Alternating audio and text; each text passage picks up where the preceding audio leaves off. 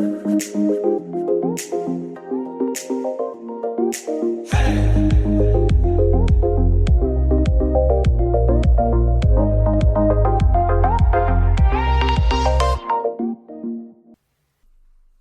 go ahead. So last night I had this dream, and my brother has this really wonky looking shed in our backyard that he built, and so in my dream I converted it to like one of those cool sheds that you see on TikTok, and in there was like a bedroom, a bathroom, a living room, and a kitchen, and in this kitchen had my dream refrigerator, which is a French door, like double door, where like you have like you open it halfway and there's like the clear thing, and it had an ice maker, and in the freezer part of my dream refrigerator was stocked with ice cream, and I had all the ingredients I needed to make a milkshake, but this is where the nightmare part comes in, because I didn't have a blender, and so I didn't know what to do. So in my dream I'm just like really stressed because I have all of these ingredients to make these amazing milkshakes, and I brought all my friends over so we could all have milkshakes, but I didn't have a blender, so I was trying to like blend it by hand, and it was not working out for me very well. Wow. And then my dog barked and I woke up. Wow. What a fabulous nightmare. Dream. Dream. We're going to call it a dream. Yeah. Anywho, welcome everyone to the Imperfect Podcast. I am very excited about this episode because it is one that I am very passionate about. So, the narrator of the lovely story you just heard was my friend Rachel. Hi, everybody. So Rachel and I met a year ago. No, 2 years ago. Oh, we were on right. the Disney trip. Yes. Yeah. So Rachel and I met kind of by accident. Yeah. It was really random. Yeah, we were in Disney for a school trip. And one of our mutual friends had asked Rachel if she wanted to take a picture with me. And Rachel was like, sure. Like, I didn't, because I was taking a picture with her, and I think she just assumed that we were friends. She was like, oh, do you want a picture with Gabby too? And I was like, I didn't want to be rude and say no. So I was like, yeah. So we just took a picture by a light post. Didn't really know each other at all. And then coincidentally, the next year we were both in the musical. Mm-hmm. And like, Gabby, so they posted the cast list on our choir door, and we were in choir, and she just runs up to me, not cast list, callback list, and she's like, I got a callback, and just gives me a hug, and I'm like, oh my gosh, I barely know your name, but I'm so happy for you. And then instant friendship. Fun fact, Rachel actually hated me before she knew me. Hate you. She didn't have any reason to like me, so she decided that if I didn't prove myself naturally, that she would not be my friend. Hang on. So the musical was my senior musical, and I auditioned for the part of the lead female, and so did Gabby. And Gabby... Not on purpose, by the way. That just kind of happened. And then Gabby got a callback for the character that I wanted, and she was a sophomore, I was a senior, so, you know, my human nature was to be like, oh, well, she took the part away from me. I'm doing air quotations, by the way, just since you can't see. And so, but I was resentful of her for that, and I didn't want to be resentful. I was like, I have no reason to not like this girl other than the fact that she earned this part that I wanted, even though I got a part that I wound up falling in love with. So I was like, I'm going to become friends with her so that I won't be resentful of her and that I can be happy for her. So that's why I chose to be her friend. And, you know, it ended up working out. I didn't know this until, like, a year into the friendship, but it's fine. Yeah, all is well. And now we go to Bible study together every Tuesday, and she brought me Starbucks, guys. She brought me a pink drink, and I absolutely love her for it. I did. I sat in the Starbucks parking lot rehearsing for this while ordering Gabby a pink drink. I love that. That's what I do. I do that, too. Whenever... Like, I prepare questions, like, a week in advance, and then when it comes time for it to actually happen, I, like, go through all of my questions, and, yeah, it's a great time. So, let's kick this off with the first question, Should we pray first? We should. And announce the topic and stuff? Pray. Okay. So, do you want me to pray, or do you want to pray? You can pray. All right. Dear God, I just first want to come to you today with a very grateful heart, grateful for the opportunity to be here with Gabby and to just talk about you and maybe help people, Lord. I thank you for each and every listener, whether they're listening to this the day it comes out or months afterwards, Lord. I just thank you for them and for you to put them in their life right now that they can be hearing this, Lord. And I pray that you give them an open heart, that they would be willing to take what we say and that maybe it would inspire them to grow and to love you more, God. And I pray that everything we say here would just glorify you and that our words would be the truth and that they would help somebody, Lord. Maybe they don't really know you yet, or maybe they do know you and they just want to learn more about you, Lord, and that we would inspire them and help them, Lord. And that you would just, we would just do whatever we do today, Lord, and whatever we do from now on to glorify you. And in your name I pray, amen. Amen. I'm going to start praying before every episode now, just because I love that idea. That's so cute. I don't know what that was. There was a thud. I don't know if you heard it. Joseph, are you okay? Cool. He didn't say anything. Anywho, so... if you couldn't tell already, today's episode is about faith. And I'm so excited about this one because I feel like recently I have gained a lot of confidence in my faith, which wasn't there like 2 years ago. So I'm very, very excited that I have the courage and the strength and the confidence to finally talk about this openly on this platform, which I am incredibly thankful for. I am just so excited that we can actually do this. And Rachel has been faithful most of her life. Yeah, I grew up Christian, but I've definitely have really grown in my walk with God over the past year and a half. So yeah. So I want to kick this off with the first question. Not many people know this about you, but I do because I'm your best friend ever. So what was it like growing up as the daughter of a pastor? So, for those of you who don't know, my dad is a Primitive Baptist pastor. He pastors a church up in Wilmington. It's called Wilmington Primitive Baptist. And I am his daughter, which makes me a pastor's daughter. Yeah.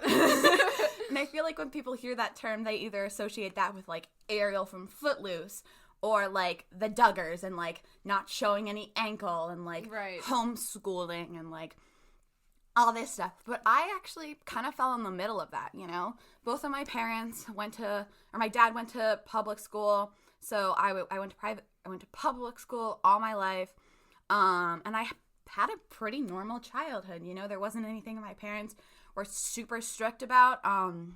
Obviously, I wasn't out partying and stuff like that, but that was a personal choice as well as, my parents not encouraging that. But the main thing that was different was Sundays. Sundays, we woke up, we went to church. Some churches were 30 minutes away, and one was 4.5 hours away. Mm-hmm. So my Sundays revolved around going to church, going to multiple churches, sometimes even Saturday services and stuff like that. So it was very busy, very hectic. I was that kid that was like, you can spend the night as long as you come to church with us in the morning. Yeah. Or sure, I'll spend the night, but my parents are going to come and pick me up at the crack of dawn to go to church. So right. That's pretty much the only real difference between having a pastor for a dad and having a dad for a dad. A dad for a dad. Or, yep. Yeah. So I know for me growing up, I didn't go to church until I was in second grade. Mm-hmm. And I'm so glad that I went to church because, as you guys heard a little bit in the last episode with Brady, I met so many great friends at my church, but, I still had my ups and downs with my faith, and I felt like growing up it was more of a chore. Definitely. And less of, something that I wanted to do for me until I got to high school and I found people like Rachel. And actually, Rachel has helped me in my faith walk more than I think she knows. You've helped me in my faith walk more than I think you know. Really? Definitely. I had no idea. Yeah. That's so awesome. We'll get into that later. But yeah, so I wasn't very confident about my faith. I didn't really talk about it. I wore my necklace that says God is greater than the ups and downs, but I just kind of wore it to show people yeah, it's cool. It's different than a cross necklace, so it's not as obvious. People have to ask about it, which I thought was kind of cool. But I wasn't willing to start preaching to someone and be like, yes, this is the gospel, this is what you should believe, because it's not a you should kind of thing. Mm-hmm. But yeah, when I met Rachel, I realized that there were other Christians in high school, and it made it so much easier to go about my life and my faith walk, knowing that people like her were there. And then we started going to Bible study, and the rest is history. So it's all great things. And I keep losing my questions. Wait, I got it. Okay. So now that I've kind of described my walk with God, how would you describe yours? So like I said, I grew up in the faith, but I grew up a little bit differently. So my mom is actually Catholic. So I grew up going, sometimes I went to church with my mom, sometimes I went with my dad. It wasn't really like up to me when I was a little kid. I'm sure when I was like a lot younger, I would go more so with my mom because, as a little kid, you need your mom sometimes more than your dad and stuff. And like, since my dad was preaching, it was kind of hard for him to like take care of me from the pulpit. So I went to all the Catholic stuff. I went to all the Permanent Baptist stuff. But at the age of like 13-ish, I think I was in like 6th or 7th grade. I kind of just decided that I really didn't agree with some of the Catholic teachings and the doctrines and stuff, and that I agreed more with the Permanent Baptist Church and what they believed, and I felt more peace there. But it wasn't really about like where I thought God was drawing me. It was really just about like the articles of faith, as we call it, of like the standard like points or whatever. Right. And that was just kind of it. I was still falling into that. Going to church on Sunday, we just wake up at 8:30, we go to church. It was like a routine thing that it was a chore for you too. Yeah. It was. I wouldn't necessarily say like a chore because it wasn't something that I didn't like to do. But I wasn't really going to hear God's word. More so, I was going to hang out with friends or to see my family or just to please my parents. And I didn't like that. I wanted to get something out of it more than I was, and I wanted to grow more. So I would say around like my junior year-ish in like December, I was talking to my friend Abigail, and she invited me to this youth group, and that's where I really flourished and where the like Sunday school stories really came to life and meant something to me, and where I got to understand God as not just like, oh, like the big creature and like all that kind of stuff, but as like loving and merciful, and all these amazing things about him just started to feel more real. And as that felt more real, I did more for him. I went to Bible studies. I became more active in youth group and all that kind of stuff. So I just spent more time with him.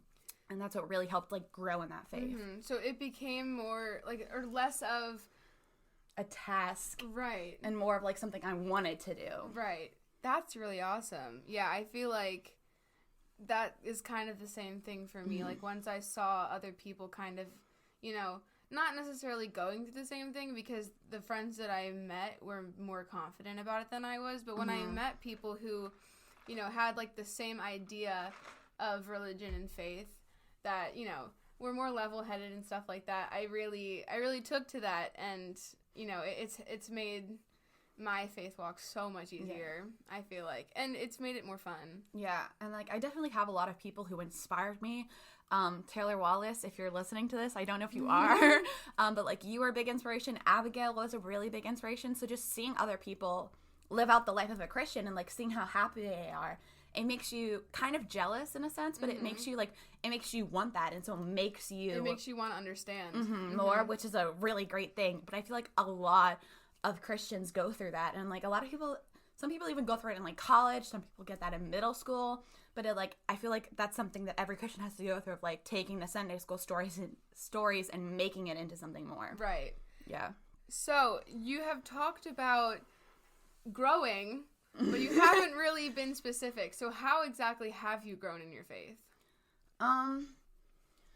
So I think the biggest thing for me was taking it, not just something I did for my parents, but making it something for me. So like I was saying before, youth groups, I was going to youth groups on Sunday, and that was really great because it wasn't just hearing about God, but it was like learning about him. And then we had discussion time, and we got to ask questions, and they would ask us questions that we like, they didn't just want the Sunday school answers. So it really took it, like we were going deeper than surface level, and we were really just getting into it. And it kind of made God seem less of like this really hard thing to understand, and made it more like relatable and stuff like that, and made Jesus more relatable, and all these stories just seemed to like come together more and stuff like that. So that was something that like really helped me grow in my faith. But also I found a love of worship music, and that's something that really inspired me, is that when I was driving to school, I would listen to worship music to just like put God at the top of my brain. Yeah. So that when I was going throughout school, the more thought of like, how would Jesus handle this? You know, like, what does God want me to do in this situation? What can I do here that would most reflect God in me? And I loved it, you know. It was something that I could connect to. I love music, so it was something that I could jam to, have fun with. I could jam with my friends with it. So music has really, really helped me grow in my faith and stuff. Yeah, and I feel like, you know, every day I'm seeing more and more Christian artists, which is so amazing. Like, the Christian music, like, business has, like, bloomed over these past couple years, and it's been so amazing. Like, 95.1 Shine FM is, like, the go-to station for positive music and for worship hits and stuff, and just seeing how many people use music in their everyday life and how many people can tie their faith into their music is just so, like, unbelievable, and it's so inspiring, like you said. Yeah. Like, it's made me want to start writing more Christian-focused And I songs. have written more Christian-focused songs since then and stuff, but even, like, hearing artists who aren't necessarily Christian artists, but they talk about their faith more, and they'll use it as references in their songs, that's even great, because then you're picking out pieces of, like, just normal songs that you hear on the radio, and you're like, oh, that ties in with God, and, like, that ties in with their faith, which is so cool, because, like, I feel like it's something that can be talked about now, and, like, Christian TikTok and everything, where, like, it might seem really stupid or whatever, but it's, like, you're finding your people, and you're finding people who have the same ideals as you, and it's, like, kind of becoming more popular than just, like, oh, I don't really talk about my faith, but, like, people are talking about it, and they're expressing it, which is awesome. And they're sharing it with people, which is really awesome. Yeah. I think another thing that's really cool is a lot of Christian contemporary artists use Bible verses as inspiration for their songs.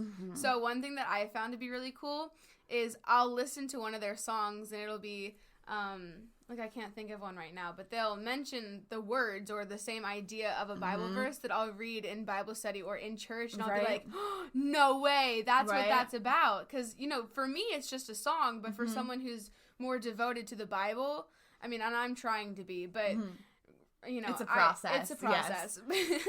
But someone who knows the Bible better than I do knows that as a verse, but I know it as a song. So being able to connect with someone, I don't feel as far away from them, because, you know, someone who doesn't know the Bible as well as like our pastor, I feel kind of far from him, because I feel like I should know what he knows, but I don't, and so, like, I get down on myself for that. And learning the Bible and reading the stories is, like we said, a process. So I feel like when I can use songs to understand what he's talking about, it makes the whole church experience that much better. 1000%. I think this is by Hillary Scott. Do not quote me on that. But it's called Be Still, and, like, yes, or all you need me to do is be still. And the verse where it says, be still and know that I am God. Like, yes, that's an amazing verse, but that song just hits me in a different way than, like, just hearing that verse. And so, I feel like when you understand the verse behind the song, it makes it even more impactful. Exactly. Yeah, definitely. Yeah. So speaking of impactful things, what has been, like, the most impactful event during your walk? So this didn't really impact me for the better right away, but later on it did. So something that I have really, really struggled with in my walk with God is not really believing in the idea of unconditional love. With my family history and all that kind of stuff, I just really thought that I had to earn people's love, and that kind of, you know, resonated with God, and that's what I thought God was like. That was my example of love in this world, kind of reflected too much on God. But there was one person who just really didn't make me feel like that, and that was my grandfather, and I never thought I had to earn his love. But when I was in 8th grade, he passed away. And so I convinced myself that the only person in the world who loved me unconditionally passed away and was dead. And so nobody in the world loved me unconditionally. And I had to be somebody. I had to earn their love. I had to do all this stuff. And that really hit me hard in 9th grade. I was then diagnosed with depression and anxiety. And I was really, you know, like, I didn't really want to grow in my walk with God, because I didn't think he loved me unconditionally. But when I kind of got myself out of that funk, that's when I started learning about God and growing with him. When the ideas of him loving me unconditionally, when I learned about that and when I truly believed that, it just made it so much richer. and so much more amazing, because I didn't think he could love me, and I was so down on myself. But when I finally learned about that and truly believed it and it became real to me, it was just so sweet, and it was exactly what I needed at that time. So yes, that, you know, right then and there, it didn't do me for the good, but like now that I'm in college and stuff, that has really just been something that's super sweet to me, and I see God through, or I see my grandfather through God, and God through my grandfather and stuff. So that's super awesome. I never knew that about you. That is super cool. I love when all the pieces just fall into place. There's actually a song by Casting Crowns. It's your world's not falling apart, it's falling into place. And I quote that all the time because I feel like, you know, life doesn't make sense when you're looking at, you know, the little things, but when you zoom out and you see the big picture and you really understand why, because I know that's a huge question for us, especially now, is why. Yeah. Because we don't understand. But, you know, I found it so much easier to, you know, be okay with that when I understand, like, this isn't the end. There's more pieces to our puzzle. And, you know, we don't know the answer until we know the answer. And, you know, we're not going to know the answer until God wants us to, you know? Yeah. So that's been a huge, huge thing for me. It's just, like, letting it go and being like, yeah, okay, I don't get it. That's fine. Yeah. So, yeah. And I think, like, a huge impactful thing for me was actually meeting you. And I know I mentioned this earlier, but when I met Rachel, I don't think I knew that you were religious right away because we were in Disney and we were just taking pictures. But I think, like, as I got to know you through the musical and through everything, and then through Bible study, I've seen your faith, and you have such a strong faith that, you know, I admired and I wanted. So that's part of the reason why I got to know you better, because I felt like I needed that. But also we went to, this was last year. Yeah. We went to an event called Dare to Be. And they're actually live streaming it, tomorrow, Sunday, October the 7th. You're not going to hear this episode until after, so I might as well just not say it. And tomorrow's not the 7th, it's the 4th. But, we went to Dare to Be last year, and one of the activities that we did was on our left hand, we had to write something that we didn't have any of, or no, we needed more of. No, on our left hand we had to write what we had a little bit of, and on our right hand we wrote what we wanted more of. And it was based off of a Bible story with oil, and I don't remember it, but it's fine. So I, on my right hand, wrote faith, and on my left hand I think I wrote peace. I don't remember that for a fact. I don't remember what you wrote on your other hand. Yeah, I don't remember. But I wrote faith on my right hand. That's the important thing. I wrote faith on my right hand. Rachel wrote faith on her left hand. Now, here's where this gets crazy. We put our pens down, and we held hands with both of the people next to us. So everyone in the entire Royal Farms Arena, they were all holding hands, which that in itself is amazing because it just shows unity between people, which I feel like doesn't really happen right now. Yeah. So just thinking back to that moment and realizing, like, people can be united in that way was just so crazy. But Rachel was to my right. So her left hand that said faith, her little bit of faith went into my empty hand. I started bawling my eyes out, but I realized in that moment that, like, the reason we met, maybe not the whole reason, but one of the reasons we met is because in my life, I needed her to fill up my empty hand. So that was, like, the most impactful thing in my life. I'm gonna cry. Don't cry! Don't cry! That's so cute. But yeah, that's part of the reason why I'm more confident now, is because I found my faith in God through you, which is just awesome. So I'm gonna cry. Don't cry. It's a good thing. Yes, I'm very glad that God used me, because I am so thankful that He did, because it blossomed this friendship, which I needed in my life. You know, like, senior year was hard, but I had this amazing friendship with so many people, but you were one of them. And not only that, I had a godly friendship. I had somebody that I could talk to my faith about too when I was struggling, and somebody who got it where a couple of my other friends really didn't. And she like was willing to come to Bible studies with me and grow together, which means the entire world to me. Yeah. So long story short, God does great things, and you might not understand why right away, but it's okay because he'll answer you. Yes. He will. Okay, so out of that sappy love moment, so what advice would you give someone who is struggling with their hope and faith? So when you're in the valley, as a metaphor, you're kind of like hopeless. You're despaired. You really don't see a point to anything anymore, and you're at rock bottom. But one of the, I hate to say good things about being at rock bottom is that you've nowhere to look but up. And when you have clung onto all these worldly things, whether it be friendship, relationship, money, your social standing, and they have failed you, and you still hit rock bottom, the only thing you have left to hold on to is God. And you don't just cling onto him. You grasp him with everything you have, and like you're about to fall off of Mount Everest.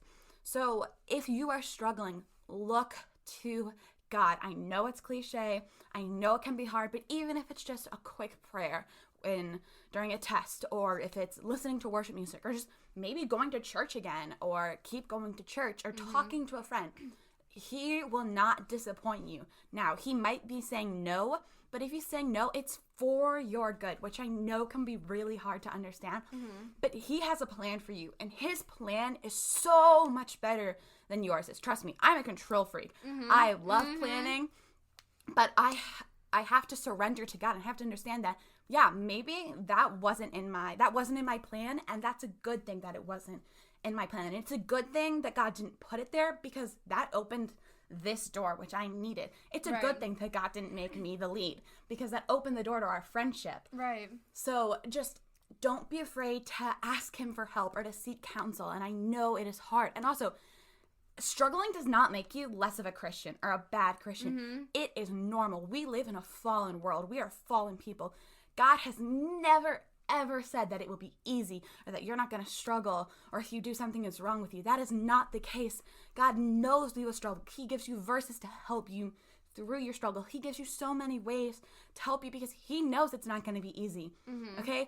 Think about the disciples. A lot of them were killed for their jobs, for preaching the gospel. Okay? It is not supposed to be easy, but you have God. You have that peace in him. So please just look to him. Look to your friends. They will help you. Be willing to ask for help, because it doesn't make you weak. It makes you strong. Yeah, and, I think of, like, the way that I think of it is, we talked about this whole hills and valleys situation in Bible study, and 2 big points that came up was that God has been to the end of your life and back, and so he knows what's going to happen, and he is going to point you in the right direction, whether you believe it or not. He's going to. Yeah. Because he wants the best for you, because he loves you unconditionally, like Rachel said. And the other thing was that we should celebrate our hardships, which sounds absolutely insane. But if you think about it, if we celebrate them and we're like, oh, I get it. This is a challenge. This is a test. And if I make it out, then I'm stronger as a human and as a Christian. And that's how I think about it, is it's not, I'm at the lowest point in my life, I'm going to give up. It's, this is a test. I'm going to outsmart the system, right? I'm going to beat this, and I'm going to get out and be stronger on the other end. And that's how, like, that was the most impactful Bible study session I think I've been to. And, that's something that I'm going to preach to people. Because the hills and valleys are so, so, so important. And being able to overcome a valley, no matter how deep it is something that is so, like, it's so awesome. And it builds you up as a person. And it's a huge confidence boost. So just remember that. If you're in a hard spot, God loves you. He's been to the end and back, and he knows what's best for you. And celebrate it. As crazy as that sounds, it's going to make you stronger on the other end. One of my favorite verses, and it's my Facebook bio, so I'm currently on my Facebook to see this, but it's be truly glad, there's wonderful joy ahead. So even if you're at this rough spot, there's so much to look forward to, whether that's the next day or whether that's a year from now, but you will get to that point of joy. And it never, like she was saying, find joy in the hardships. Find those little moments that you can cling to because they will give you life. And then another one of my favorite summaries of a verse is faith doesn't make things easy, it makes things possible. Right? It's Luke 1. It's literally on my bulletin board. It's Luke 1 verse 37. But you know, like I was saying, God doesn't make things easy, but he makes it possible. He makes it possible for you to overcome that valley, and he makes it possible for you to be a stronger and better person. Mm-hmm. Okay, so what are some small but good ways to strengthen your faith? I think if you really want to strengthen your faith, you really just have to have an open mind and an open heart. And so if somebody's like, hey, do you want to come to this event with me? Say yes, even if it's out of your comfort zone, or maybe you really wanted to just like take a nap. Just say yes and make yourself willing and ready for all these moments that will come. We're in a Bible study right now, and Rebecca, who is our leader, always says to not view things as interruptions, but as opportunities. And that's something we're really talking about. So maybe saying a prayer might be an interruption to your life, but do it. Use it as an opportunity to seek God. And it can be like little things, like maybe just like listening to a worship song in your car, right, or saying a quick prayer before you go into something stressful. I just had a job interview and I was praying the whole walk there. Yeah. So just like all these little things of like finding God. Maybe you go on a drive and you see a beautiful sunset and you're like, wow, God did this. And just taking that second to reflect on his amazingness and his greatness. And that will all the little things will build up eventually. Yeah, like we said earlier, there are, like, he gives signs and you might not know why right away. But I feel like with Rachel's job interview, she prayed and guess who found out she got the job yesterday? Miss Rachel Smith. By the way, I'm so proud of you. Thank great you. job. I'm very excited.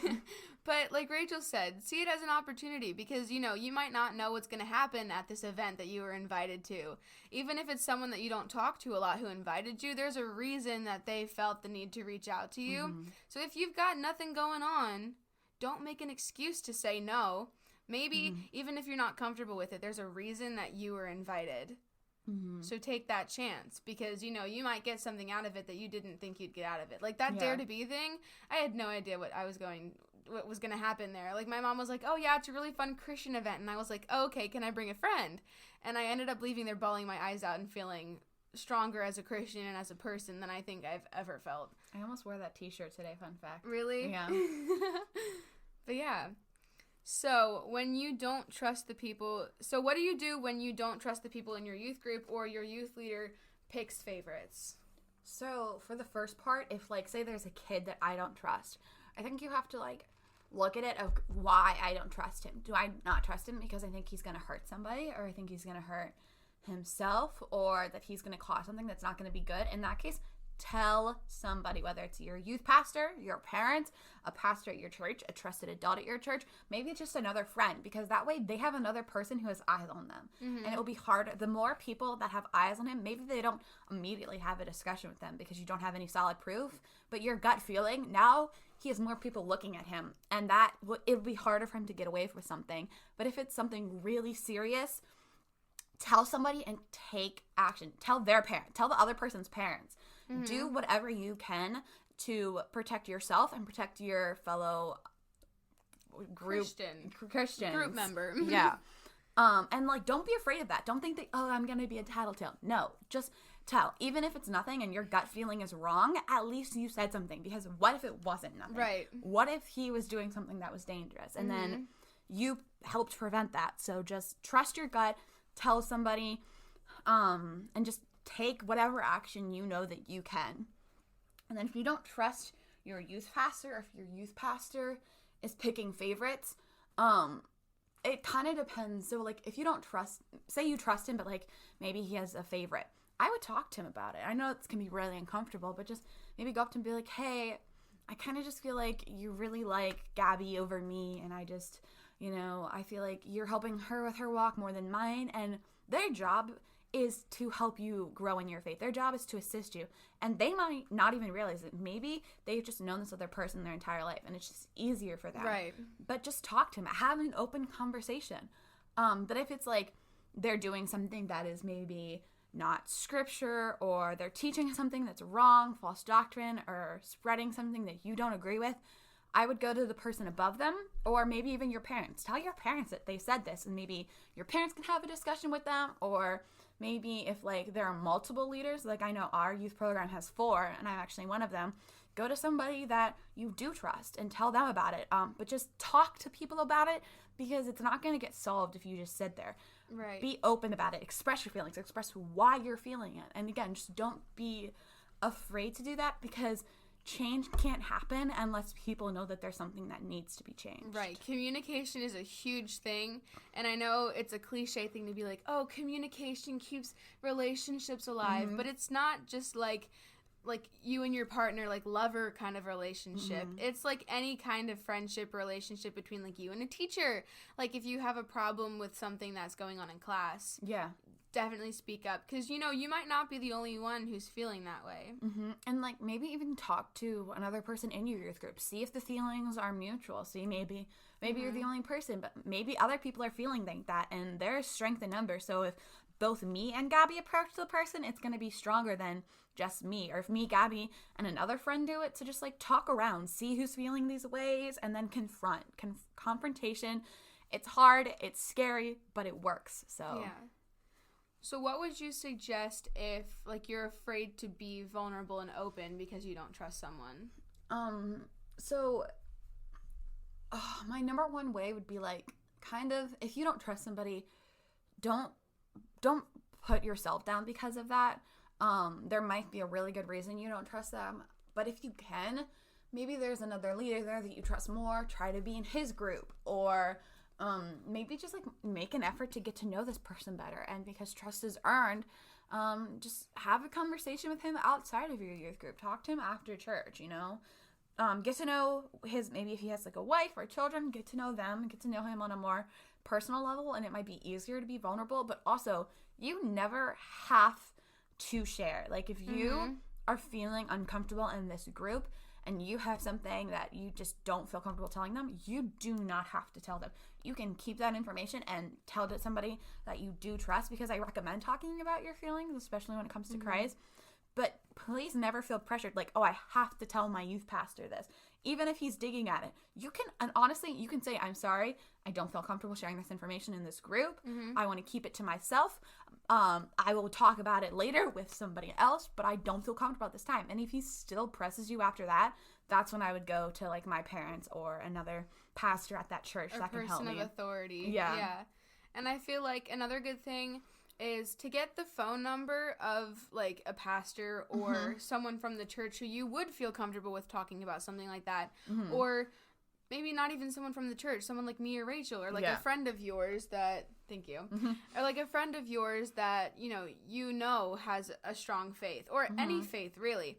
Because I feel like if you guys talk together, then something great's going to come out of it. Because, wherever 2 or more people are, so is God. What is that? Oh gosh, I don't even know. But there's something along the lines of that. Yeah. I don't have the Bible memorized. Yeah. But still, I feel like reaching out is important, especially if you do want help with your walk, because your walk in faith is a hard thing to do by yourself. Especially if you feel like if you single yourself out and you make yourself feel alone, it's going to be a lot harder than if you are walking with someone. Like I found Rachel and my walk got 100 times easier, and I'm so happy with where I am right now in my faith. So definitely reach out to someone. If you don't feel comfortable with the people in your group, find someone who you do feel comfortable with and reach out to them. Or like I at one of a church, I didn't feel comfortable there with the people in general. I didn't feel comfortable with the atmosphere there. So I left. I didn't leave the faith. Please never leave the faith. Just because a church is spreading something that you don't like, that doesn't mean that God is. But I found a new church that I really trust the people there. I love the people there. I found my Christ family there and my God family there. So if it comes down to it, leave. If you're like, trust me, my parents were not really, not necessarily not supportive, but weren't very happy about me going to a new church. but it was what's best for me. So do what's best for you in your walk. If that means finding a different church or finding a different youth group, don't be afraid to take those measures. Please don't like pull yourself down or keep yourself, what's the word I'm looking for? Like, don't drag yourself down There you go. because of a situation, you know? If you want to keep growing, find a way to do that. Again, leaving is not, it's not going to make you like bad, or it's not wrong. If it comes down to it, put yourself out of that situation and just leave. And the good thing is a lot of things are virtual right now. So if you are having issues with your church, you can always watch the live streams of services from other churches. Like I know Mountain Christian is near where we are, and they are having online services. They have like outdoor services too. So it's a lot easier now for you to experiment with churches. Definitely. So, yeah. Cornerstone up in Joppa, Cornerstone Community Church, they have live streams. A lot of places have recordings of their sermons, so you can check them out even from like a year ago. Yeah, Trinity, which is right down the street from Cornerstone. They record every service and put it up on our YouTube channel, and they also we're doing live streams too, because a lot of our patrons are staying home. I think even like probably churches like Falston Methodist or like all these areas, just Google the name of the church. If you know somebody, reach out to them and say like, hey, do you guys have live streams or sermons, or maybe even they just have like a website that could be helpful, right? Where you can at least dip your toes in the water as to like what they're about. And so I know for us it's easy to find God in our everyday lives, but for some people who are struggling with their faith, I know it's harder for them. So someone asked why they should believe in God when he hasn't done anything to prove himself. So this is a question that even Christians struggle with. I struggle with this question all the time. My favorite way to answer this question is actually a quote from A Walk to Remember, which is one of my favorite movies. And Landon is he's not really a Christian. He doesn't have faith, but Jamie, his girlfriend, does. And he asked Jamie, you know, like, how can you have faith? And her response, or like, how do you believe in this? And her answer is, my faith is like the wind. I can't see it, but I feel it. And then she says, how can you look at all of this and not see God through it? So God has proved himself in so many ways, whether you see it or not. Look at mountains, seas, stars, flowers, your friends, your family. Yourself. Definitely. So in the first 3 days of Genesis, God is making the earth inhabitable for us. The stars are his finger work. We are his master creation. Look in the mirror and see, wow, this is something that God created. I'm a creation of God. And if you really want to see how God is proving himself, you just have to open your eyes, but you have to open your mind and your heart, because it is not something that is simple to wrap your mind around. You know, like, I've grown up in my faith. This is something that has been in my life for 18 years. But if you're just coming to the faith, it is not something that anybody should be expecting you to be like, boom, I believe it, I understand it all.